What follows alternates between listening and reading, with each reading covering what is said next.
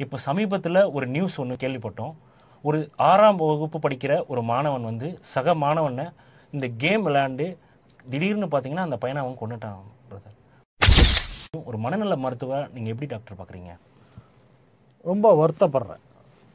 இந்த மாதிரி ஒரு நிகழ்வு நடக்குதுனாக்க இது தனி மனிதனோட விஷயம் கிடையாது, சமூகமாக பிரச்சனையாக நான் பார்க்குறேன். கொரோனா காலத்தில் மொபைல் கொடுத்து குழந்தைகளை கெடுத்தமோ அப்போ பிடிச்சது இந்த சனியன். டீமில் விளையாடுறாங்க. இந்த ஃப்ரீ ஃபயர் கேமெல்லாம் டீம் கேம், 5 பேர் 6 பேர்லாம் பார்ட்டிசிபேட் பண்ணுறாங்க. இப்போ 4 வயசு குழந்தைக்கு எப்படி கேம் விளையாடணும்னு தெரியுது. 2 கை யூஸ் பண்ணி விளையாடுறாங்க. அதாவது அழுது அப்படின்னாக்க மொபைலை கொடுத்து மொபைல் யூடியூப் பாருங்கிறோம். இதனால் மனநல பாதிப்பு ஏற்பட தான் செய்யும். அந்த கோபம், இம்பல்சிவிட்டி எல்லாம் இந்த கேம்ஸ் விளையாடுறதுனால எல்லா மிருக குணங்களும் வெளியில் வரும்.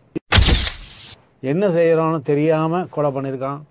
கடைசியில் விளைவுகள்னு வரும்போது சட்டம் எடுக்கணும் அப்படிங்கும்போது வேறு வழி இல்லாமல் அரெஸ்ட் பண்ணுற மாதிரி தான் இருக்குது. இது ஒரு மற்றவங்களுக்கு ஒரு பாடம். மொபைல் ஃபோனு இதெல்லாம் கொடுத்து கெடுக்காதீங்க.